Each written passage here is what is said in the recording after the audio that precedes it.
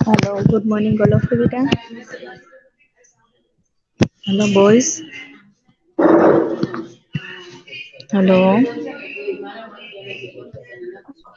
Yes, ma'am. Good morning, बेटा. Good morning. क्यों नींद आ रही है सबको या ठंड लग रही है? जवाब क्यों नहीं दे रहे सब? हेलो.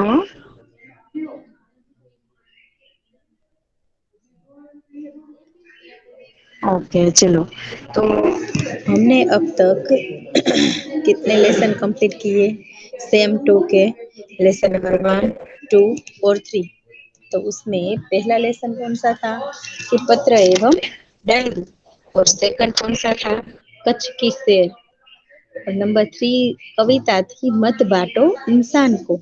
तो इसके बाद अब है लेसन नंबर 4, कर्मयोगी लाल बहादुर शास्त्री, जो जिन्हें हम आज समझने जा रहे हैं. बराबर है. तो कर्मयोगी लाल बहादुर शास्त्री जी जो है उनके बारे में देखा जाए तो वो कर्म को ही अपना ईश्वर मानने वाले थे. वो अपने काम को इतना महत्व देते थे कि वो काम को धर्म की तरह पूजते थे. जिस तरह लोग अपने धर्म को पूजते हैं उसी तरह वो काम को पूजते थे. तभी हम जीवन में आगे बढ़ सकते हैं. तो वो किसी भी फल की अपेक्षा किए बिना वो अपने काम को करा करते थे. कर्मयोगी का मतलब होता है कि किसी भी फल की अपेक्षा न रखकर कर्म करने वाला व्यक्ति. तो ये कर्मयोगी का मतलब हुआ. बराबर है. तो लाल बहादुर शास्त्री जी जो है वह ऐसे ही व्यक्ति थे कि वह अपने काम को ही भगवान ईश्वर मानते थे और वह किसी भी फल की अपेक्षा भी नहीं रखते थे. तो ऐसे थे हमारे लाल बहादुर शास्त्री. ऐसे थे हमारे लाल बहादुर शास्त्री जी. तो लाल बहादुर शास्त्री जी के जीवन के बारे में हमें यहाँ थोड़ा बहुत परिचय कराया गया है. तो चलो आज हम देखते हैं लाल बहादुर शास्त्री.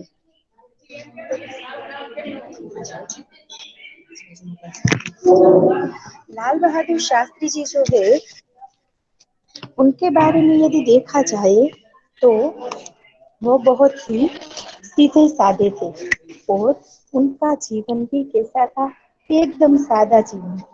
तो लाल बहादुर शास्त्री जी जो है वो भारत के एक लोकप्रिय नेता थे और जवाहरलाल नेहरू की मृत्यु के बाद वे स्वतंत्र भारत के दूसरे प्रधानमंत्री बने थे और इस पद पर वे केवल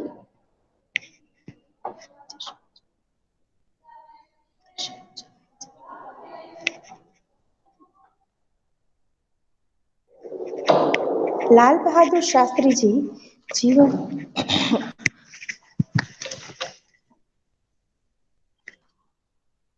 भारत के लोकप्रिय नेता थे, यानी कि सभी को वह बहुत प्रिय थे हमारे देश में. ऐसे नेता आजकल बहुत कम होते हैं. तो जवाहरलाल नेहरू जब हमारे पहले प्रधानमंत्री बने थे तो उसकी मृत्यु हो जाने के बाद लाल बहादुर शास्त्री जी जो है वो हमारे स्वतंत्र भारत के दूसरे प्रधानमंत्री बने थे. कि जब हमारा देश आजाद हो गया तो उसके बाद लाल बहादुर शास्त्री जी जो है वो हमारे दूसरे प्रधानमंत्री बने थे. इस पद पर वे केवल 19 महीने रहे और इस दरमियान देश कठिन परीक्षा की घड़ी से गुजरा था. पाकिस्तान ने भारत पर आक्रमण कर दिया. भारतीय सेनाओं ने उनका मुंह तोड़ उत्तर दिया.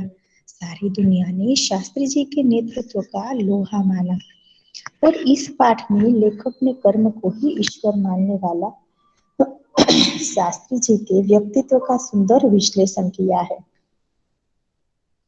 तो चलो आज हम इस पाठ के सार को समझ लेते हैं कि इस पाठ में हमें लाल बहादुर शास्त्री जी के जीवन के बारे में कैसा परिचय दिया गया है.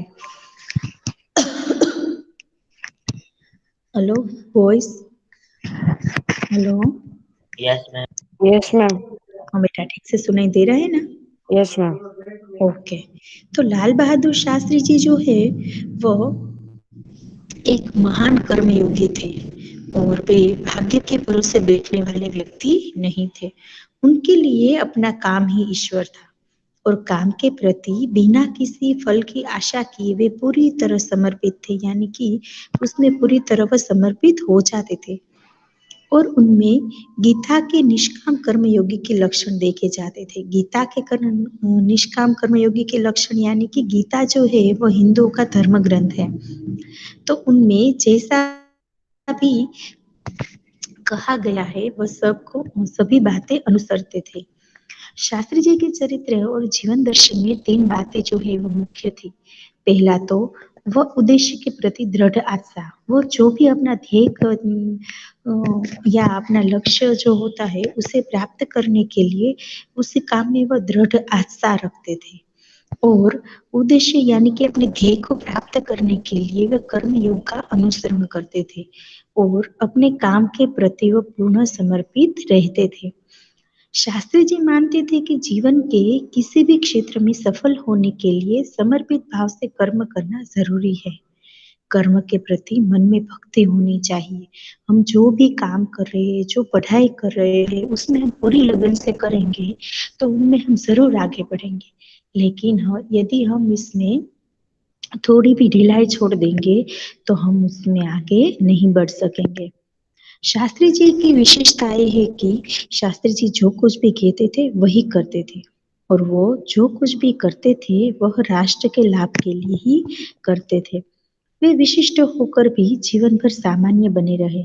विनम्रता, सादगी और सरलता उनके व्यक्तित्व में घुल मिल गई थी। वे जीवन भर महात्मा गांधी तथा डॉक्टर भगवान दास के आदर्शों पर चलते रहे थे और विनम्र ही पृथ्वी के वारिस बनेंगे। बाइबल की इस युक्ति पर उन पर बिल्कुल सही बैठती थी। क्यों बाइबल जो है वो किसका धर्म ग्रंथ है? हेलो। क्रिश्चियन। तो क्रिश्चियन में किस युक्ति का हमें बताई गई है कि जो विनम्र है, जो दूसरों को रिस्पेक्ट देने वाले लोग हैं, वही इस पृथ्वी के वारिस बनेंगे। वे स्वयं को कभी शासक न मानकर वह हमेशा जनता की रक्षा करना सेवक बने रहते थे। और शास्त्री जी जो है उन्होंने लोक सेवा मंडल में भी वह काम किया है। किसके बारे में? कि पहले के जमाने में अछूतों के उद्धार का कार्यक्रम चलाया था। पहले छूत अछूत बहुत था, ये नीची कौम है, ये ऊंची कौम है, जातिवाद के बारे में। तो छूत अछूत का ये गोरा काला ऐसा भेदभाव पहले के जमाने में बहुत देखने को मिलता था। तो उस समय लाल बहादुर शास्त्री जी जो है उसने छूत अछूत के भेदभाव को मिटाने की पूरी कोशिश की थी और वह कई बार जेल यात्रा भी कर चुके थे। वो जब तक हमारे देश को आजाद कराया उतनी देर में तो वो 7 बार जेल जा चुके थे, क्योंकि देश को आजाद कराने के लिए उसे अंग्रेजों के नियम को तो तोड़ना ही पड़ेगा और जब भी वह अंग्रेजों के नियम को तोड़ते थे तब तब उसको जेल जाना पड़ता था। तो इसीलिए लाल बहादुर शास्त्री जी जो है वो 7 बार जेल जा चुके थे। सन 1935 में वे संयुक्त प्रांतीय कांग्रेस कमेटी के सचिव बने और सन 1936 में उन्हें किसानों की दशा का अध्ययन करने वाली एक कमेटी का अध्यक्ष बनाया गया था। उसकी जो रिपोर्ट उन्होंने पेश की उसी में जमींदारी उन्मूलन पर विशेष जोर दिया था और वे 6 वर्षों तक इलाहाबाद की नगर पालिका से भी जुड़े रहे। तो इस प्रकार उन्होंने अलग अलग कई पदों पर काम किया था। उन्होंने देहाती यानी कि गांव वाले और शहरी जनता की भी अलग अलग समस्याओं से वो परिचित होने का उसे अवसर मिला था और 1937 में वे संयुक्त प्रांत की व्यवस्थापिका सभा के लिए भी चुने गए थे। तो यह उनकी संसदीय जीवन की शुरुआत थी। स्वतंत्रता के बाद वह हमारे देश की वे उत्तर प्रदेश तथा केंद्र सरकार के विभिन्न पदों पर आसीन हो चुके थे। जैसे कि केंद्रीय मंत्री के रूप में उन्होंने परिवहन, संचार, वाणिज्य, उद्योग तथा गृह मंत्रालय की जिम्मेदारियां भी संभाली थी और हर एक पद पर रहकर उन्होंने अपनी प्रशासकीय क्षमता का परिचय दिया था कि वह हर एक पद पर रहकर अच्छे से अच्छा कार्य कर सके। उनका दृष्टिकोण अत्यंत व्यवहारिक होता था, यानी कि उसके व्यवहार में एकदम से नम्रता थी। वो किसी के साथ भी खराब वर्तन नहीं करते थे और किसी के साथ भी वो आजकल हमने देखा होगा कि सभी सरकारी क्या करते हैं, सरकारी कर्मचारी कि हम कोई भी काम उसके पास कराने चाहते हैं तो वो ठीक से हमें जवाब नहीं देते हैं और यदि हमें ठीक से जवाब चाहिए तो उसे लांच के लिए बोलते हैं तो वो फटाफट से हमें जवाब देते हैं और हमारा काम कराते थे। लेकिन ये लाल बहादुर शास्त्री जी जो है वो कई अलग अलग पद पर मंत्री बने रहे और उन्होंने लास्ट में तो प्रधानमंत्री पद तक का उससे कार्य किया, लेकिन उसने सभी के साथ एकदम नम्रता से व्यवहार किया। शास्त्री जी कहते थे कि आपका कर्म क्षेत्र कोई भी हो, आपका काम का क्षेत्र जो है वो कोई भी हो सकता है। ऐसा ही नहीं कि वो प्रधानमंत्री ही हो, कोई नेता ही हो, कोई भी काम हो। सबसे पहले आप देश के नागरिक है। आप किस देश के नागरिक है? भारत देश के, हमारे देश के हम नागरिक है। तो हमको संविधान ने आपको कुछ अधिकार दिए हैं, यानी कि हमारे देश के संविधान ने हमें कुछ हक दिए हैं, तो कुछ कर्तव्य भी दिए हैं। तो आपको जो स्वतंत्रता आज मिली है तो उसके लिए कई लोगों का खून पसीना बहा है, कई लोगों ने मार खाई है, कई लोगों ने परेशानियां सहन की है, तभी जाकर हमें आज ये स्वतंत्रता मिली है। तो हम अपना उपयोग उसके हमारे देश और समाज के हित में करना चाहिए, नहीं कि हमारे देश की विरुद्ध में होना चाहिए। बराबर है? तो ये हुआ कर्मयोगी लाल बहादुर शास्त्री जी का कर्मयोगी लाल बहादुर शास्त्री जी का जीवन परिचय कि कैसे थे हमारे लाल बहादुर शास्त्री जी। तो लाल बहादुर शास्त्री जी जो है इसके बारे में यहाँ पर हमें परिचय दिया है शंकर दयाल शर्मा जी ने। तो शंकर दयाल शर्मा जी कौन है? इस पाठ के लेखक तो है ही, लेकिन साथ में वे भारत के 9वें राष्ट्रपति की श्री शंकर दयाल शर्मा का जन्म भोपाल मध्य प्रदेश में हुआ था और उसकी आरंभिक शिक्षा मध्य प्रदेश में हुई थी। आगे की पढ़ाई आपके क्रमशः आगरा, इलाहाबाद तथा लखनऊ विश्वविद्यालय में की तथा एमए एलएलबी की उपाधियां प्राप्त की। बाद में कैम्ब्रिज विश्वविद्यालय से पीएचडी की उपाधि अर्जित की और वहीं पर 1 वर्ष तक प्रवक्ता रहे। विधायक और सांसद के रूप में आरंभ हुई है। हिंदी और अंग्रेजी दोनों भाषाओं में उन्होंने अनेक पुस्तकें लिखी थी, जिनमें से कुछ इस प्रकार है। देशमणि, हमारे पथ प्रदर्शक, प्रतिष्ठित भारतीय था हमारे चिंतन की मूलधारा। कर्मयोगी लाल बहादुर शास्त्री जी रेखा चित्र में लेखक शास्त्री जी ने व्यक्तित्व का विश्लेषण करते हुए यह निष्कर्ष प्रस्तुत करते हैं कि अपनी कर्मठता के गुण के कारण लाल बहादुर शास्त्री एक अति सामान्य परिवार से उठकर देश के प्रधानमंत्री पद तक पहुंचे थे। तो ये कोई आसान बात नहीं है। ये कर्म को ही ईश्वर मानते थे, अपने काम को ही वो भगवान मानते थे, ईश्वर मानते थे। कर्म के प्रति अटल आस्था एवं संपूर्ण समर्पण उनके जीवन विकास का मूलाधार था। इस इकाई में समाविष्ट मूल्य समर्पण भावना, कर्तव्य निष्ठता, कर्मठता और सेवा ये उनके मुख्य लक्षण थे। तो ये हुआ हमारे लाल बहादुर शास्त्री जी का जीवन परिचय और उसके लेखक जो है शंकर दयाल शर्मा, उसका भी परिचय। तो चलो हम इस लेसन को रीड करते हैं। ओके बेटा, हेलो कोई, हेलो, मोइनुद्दीन प्रेजेंट है? Hello boys, Ma'am, can I read? Mohammad Abbas. Yes, ma'am. हाँ ओके, चलो ये लेसन से ही स्टार्ट करना है शास्त्री जी के नाम के साथ। Okay, ma'am. Lesson number 4. कर्मयोगी लाल बहादुर शास्त्री। शास्त्री जी के नाम के साथ कर्मयोगी विशेषण जोड़ना बिल्कुल उपयुक्त है, क्योंकि मुझे तो उपयुक्त है। उनका सारा जीवन ही कर्म से भरा हुआ मालूम पड़ता है। शास्त्री जी शास्त्री जी सामान्य परिवार में ऊपर उठकर देश के प्रधानमंत्री के जिस महत्वपूर्ण पद तक पहुंचे, उसका रहस्य उनके कर्मयोगी होने में ही छिपा हुआ है। वे उन लोगों में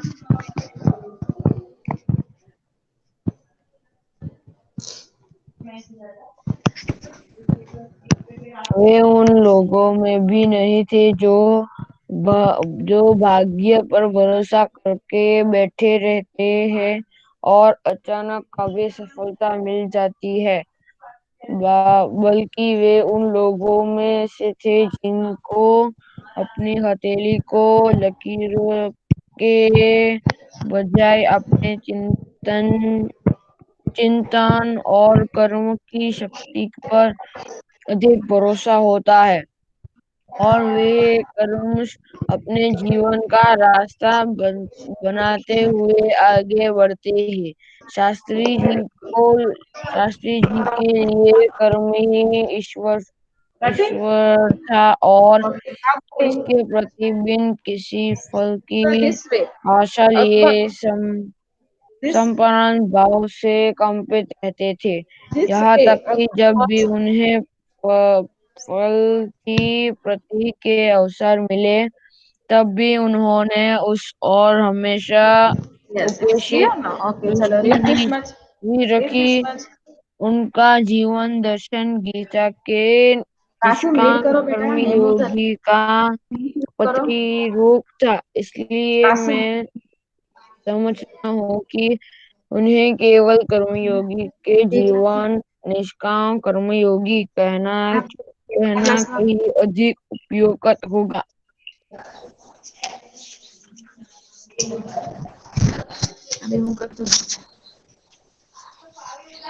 कि बापू से प्रभावित होकर ही सन 1921 में उन्होंने अपनी पढ़ाई छोड़ दी। शास्त्री जी पर भारतीय हिंदू डॉक्टर भगवान दास तथा बापू का कुछ ऐसा प्रभाव रहा कि वह जीवन भर उन्हीं आदर्श पर चलते रहे तथा औरों को इसके लिए प्रेरित करते रहे। शास्त्री जी के संबंध में मुझे बाइबल की बिल्कुल सही जान पड़ती है कि विन विनम्र ही पृथ्वी के वायरस होंगे। शास्त्री जी ने हमारे देश के स्वतंत्र संग्राम में तब प्रवेश किया था जब वे एक स्कूल में विद्यार्थी थे, और उस समय उनकी उम्र 17 वर्ष थी। गांधी जी के आह्वान पर वे स्कूल छोड़कर बाहर आ गए। के बाद काशी विद्यापीठ में उन्होंने अपनी शिक्षा पूरी की। उनका मन हमेशा देश की आजादी और सामाजिक कार्य की ओर लगा रहा।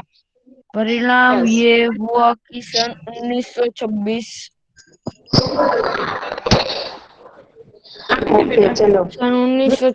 में वे लोक सेवा मंडल में शामिल हो गए, जिसके वे जीवन भर सदस्य रहे। इसमें शामिल होने के बाद से शास्त्री जी ने गांधी जी के विचारों के अनुरूप अच्युतोदरा के नाम में अपने आप को लगाया। यहाँ से शास्त्री जी के जीवन का एक नया अध्याय पारा हो गया। सन 1930 में जब नमक कानून तोड़ो आंदोलन शुरू हुआ तो शास्त्री जी ने उसमें भाग लिया, जिसके परिणाम स्वरूप उन्हें जेल जाना पड़ा। यहाँ से शास्त्री जी ने की जेल यात्रा की शुरुआत हुई तो वह 1942 के भारत छोड़ो आंदोलन तक निरंतर चलती रही। इन 12 वर्षों के दौरान वे 7 बार जेल गए। इससे यह अंदाजा लगाया जा सकता है कि उनके अंदर देश की आजादी के लिए कितनी बड़ी ललक थी। दूसरी जेल यात्रा उन्होंने सन 1932 में किसान आंदोलन में भाग लेने के लिए करनी पड़ी। सन 1942 में उनकी जेल यात्रा तीसरी को थी, जो सबसे लंबी जेल यात्रा थी। इस ओके बेटा, दौरान ओके। चलो मोइनुद्दीन।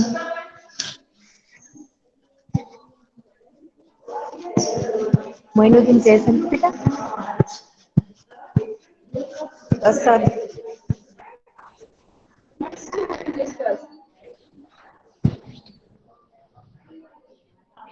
मैम मुझे प्रेजेंट है लेकिन आंसर नहीं दे रहा।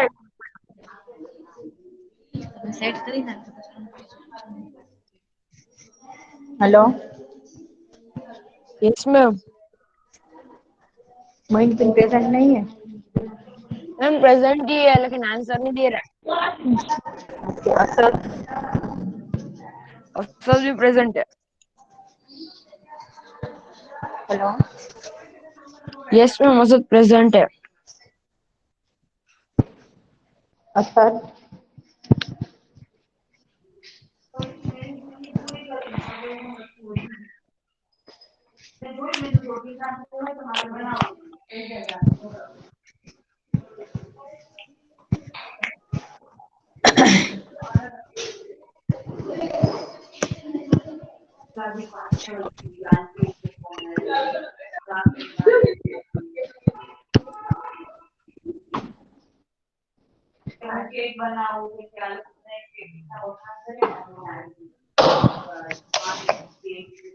मोहम्मद अली प्रेजेंट है। मोहम्मद अली अर्श। मोहम्मद अली एब्सेंट है और प्रेजेंट है। Yes, ma'am. ओके चलो, सेकंड पैराग्राफ में रीड करो। चलो पहले से ओके, चलो पहले। और सेकंड पैराग्राफ इस दौरान शास्त्री जी से।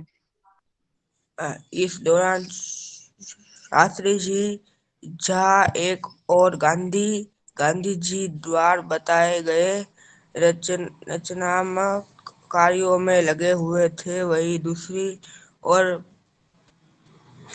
पदाधिकारी के रूप में जन सेवा के कार्य में भी लगे रहे। सन सन 1935 में वे 1935 में वह स्वायत्त संयुक्त प्राचीन प्रांतीय प्राचीन कांग्रेस कमेटी के सचिव बन गए। इस पद बनाए गए। बनाए गए। इस पद पर वे 19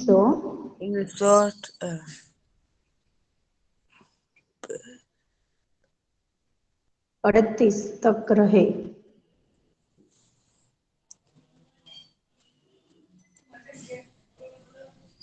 1938 तक रहे। 1938 तक रहे। किसानों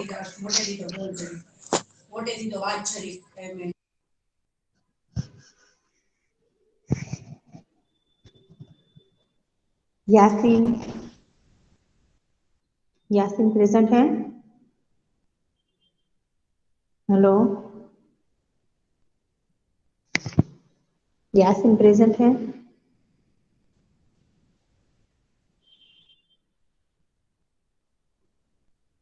अब्दुल्ला।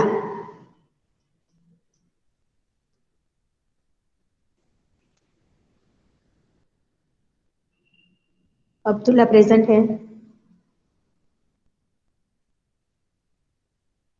रेहान। गनियानी रेहान।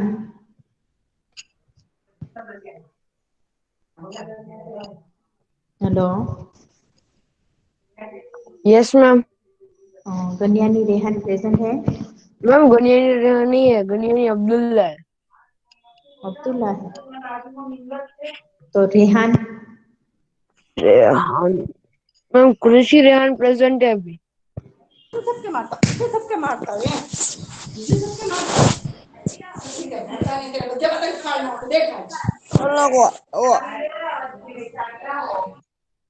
मोइनुद्दीन प्रेजेंट है। मोइनुद्दीन। यस मैम, मुझे प्रेजेंट है। हाँ ओके, चलो मोइनुद्दीन सेकंड पैराग्राफ से रीड करो बेटा।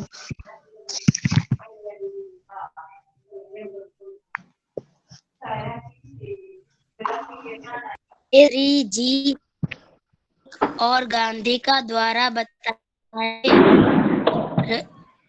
रचनात्मक कार्यों में लगे हुए थे, वहीं दूसरी ओर पदाधिकारी के रूप में जनसेवा के कार्यों में भी लगे रहे। सन 1935 में वे संयुक्त प्रांतीय कांग्रेस कमेटी में सचिव बनाए गए। इस पद पर वे 1938 तक रहे। किसानों के प्रति उनके मन में विशेष लगाव था, इसलिए उनको सन 1936 में किसानों की दशा का अध्ययन करने वालों एक कमेटी का अध्यक्ष बनाया गया। पूरी लगन के साथ काम करके उन्होंने अपनी रिपोर्ट प्रस्तुत की, जिसमें दादी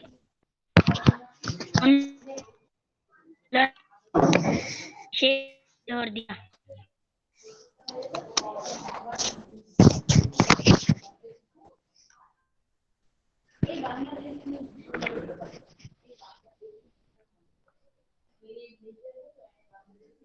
ओके चलो कंटिन्यू बेटा।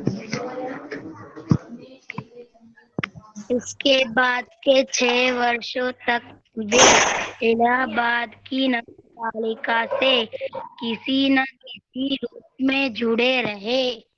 मैं समझता हूँ कि इस अनुभव ने भी शास्त्री जी व्यक्तित्व और चिंतन को नागरिकों की समस्याओं से निकट से परिचित कराया। उनके पास ग्रामीण जीवन का अनुभव था। अब इसके साथ ही इलाहाबाद नगर पालिका ने जनसेवा का भी अनुभव जोड़ा। लोकपत्र की इस आधारभूत इकाई में कार्य करने के कारण वे देश की छोटी छोटी समस्याओं और उनके निराकरण की व्यावहारिक प्रक्रिया से अच्छी तरह परिचित हो गए थे। कार्य के प्रति निष्ठा और मेहनत करने की अदम्य क्षमता के कारण सन 1937 में वे संयुक्त प्रांतीय व्यवस्थापिका सभा के लिए निर्वाचित हुए। सही मायने में यहीं से शास्त्री जी के संसदीय जीवन की शुरुआत हुई, जिसका समापन देश के प्रधानमंत्री पद तक पहुंचने में हुआ। शास्त्री जी को भारतीय राजनीति की सही और गहरी पकड़ थी कि श्रीमती इंदिरा गांधी ने उन्हें अपना राजनीतिक गुरु मानते हुए कहा था कि उन्हीं के मार्गदर्शन में मेरा राजनीतिक जीवन शुरू हुआ।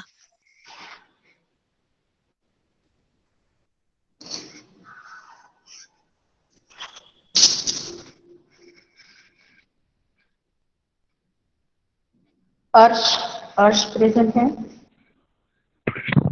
हेलो,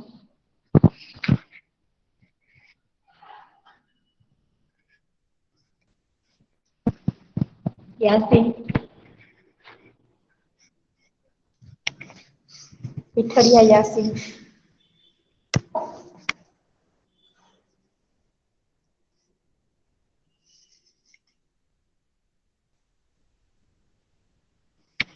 अब्दुल्ला,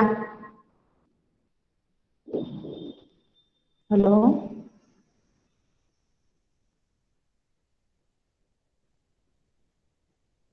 मोहम्मद अली प्रेजेंट है?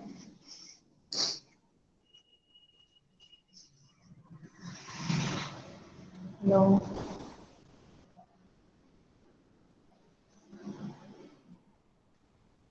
हेलो,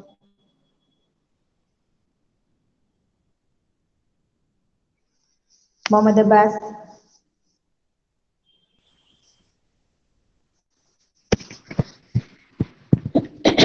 हेलो, सुनाई दे रहा है बेटा? मोइनुद्दीन, मेरी आवाज आ रही है बेटा?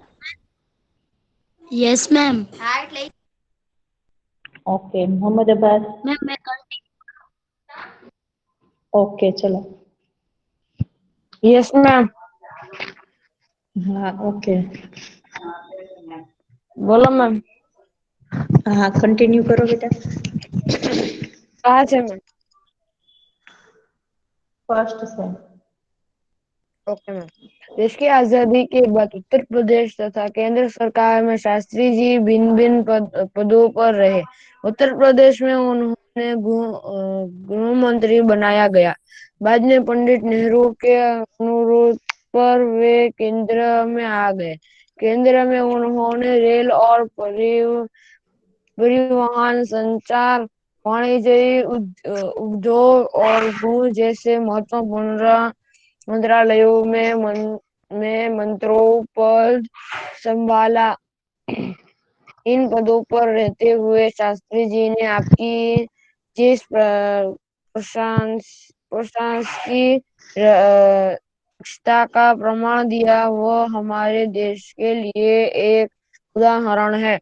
अपने मंत्रालयों के कार्य में उनका दृष्टिकोण अन्यथा व्यवहारिक तथा भारत सभी में था। प्रकार की औच- औपचारिक औपचारिकताओं से परे होता था। वे अपने को कभी भी अपने पद के कारण ऊंचा नहीं मानते थे। उनकी बड़ी सीधी सी धारणा थी कि वे जनता के शासक नहीं वाले जनता के सेवक है। इसे भावना से कार्य करने के कारण उन्हें अपने मंत्रालय में तो लोकप्रियता मिली ही, साथ ही साथ सारे देश में भी लोकप्रियता मिली। इसे लोकप्रियता का परिणाम था कि पंडित नेहरू ने निधन के बाद देश ने उन्हें प्रधानमंत्री के रूप में स्वीकार किया। देश के उस महत्वपूर्ण पद पर रहते हुए केवल 19 महीने के छोटे से समय में उन्होंने जितनी सफलताएं और लोकप्रियता प्राप्त की वह एक उदाहरण है। शास्त्री जी के सामने अपने उद्देश्य बिल्कुल स्पष्ट था। उनमें किसी प्रकार का धुंधलापन या भटकाव नहीं था। ओके चलो, वेरी गुड बेटा। तो अगले लेक्चर में हम, लेक्चर इज हाँ अगले लेक्चर में बेटा हम यहीं से रीडिंग स्टार्ट करेंगे। बाद में हम लेक्चर को और इसको रिलेशन को समझेंगे। ओके बेटा, बाय। Bye ma'am.